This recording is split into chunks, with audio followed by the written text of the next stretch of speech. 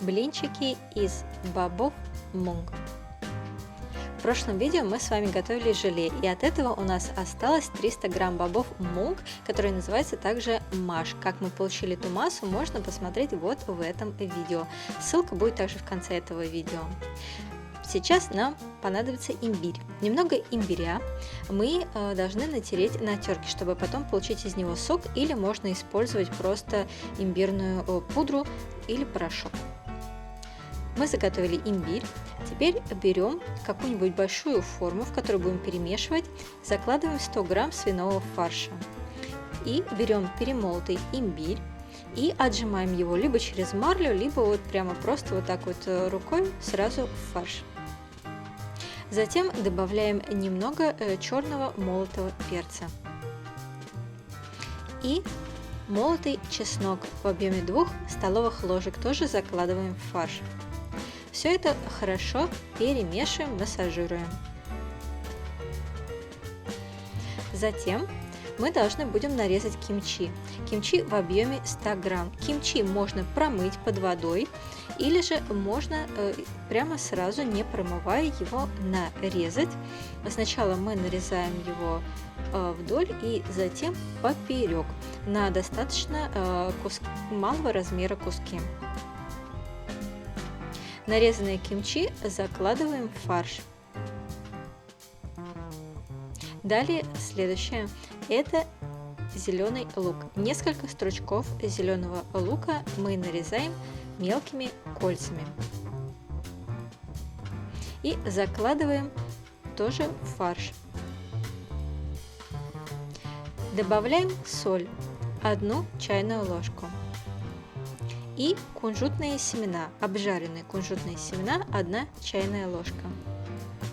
Затем кунжутное масло в объеме 2 столовых ложек для вкуса и аромата. И еще раз все хорошо перемешиваем. Теперь добавляем перемолотые бобы мунг 300 грамм. Если вы не готовили желе, то вы все равно можете приготовить эти блинчики. То вам нужно будет просто на ночь замочить бобы мунг и затем перемолоть их с некоторым количеством воды. И вы получите точно такую же массу, как мы после желе. Все перемешали и добавляем 1 яйцо для клейкости массы. Все хорошо перемешиваем. Перемешав, мы смотрим, насколько хорошо масса держит форму.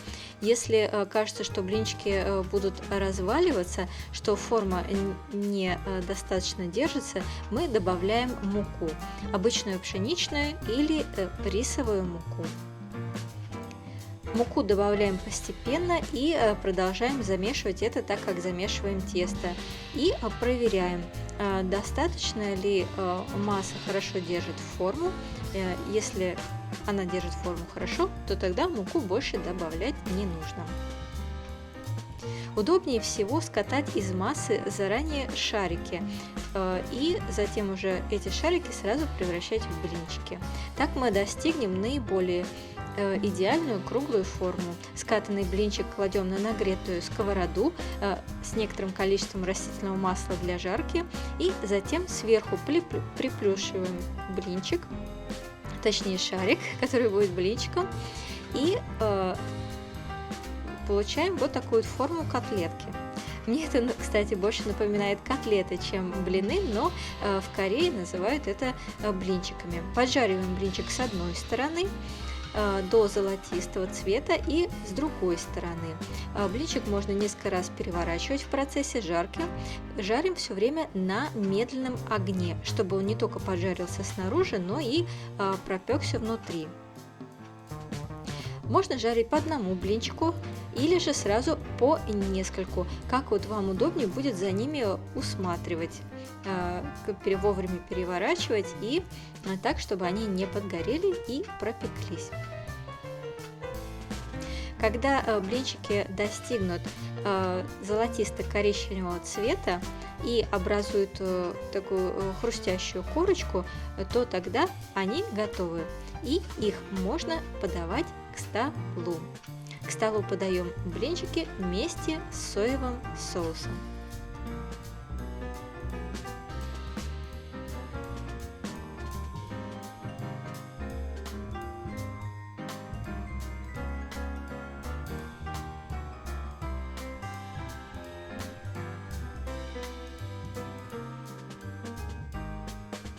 Это блюдо, оно очень сытное, то есть это так, как если бы вы ели, например, мясные или рыбные котлеты. То есть их можно есть как сами по себе, так и подавать с гарниром. Например, отварить рис, нарезать кимчи и вот так вот все это вместе есть. Блинчики получаются очень хрустящие снаружи и в то же время мягкие и сочные внутри.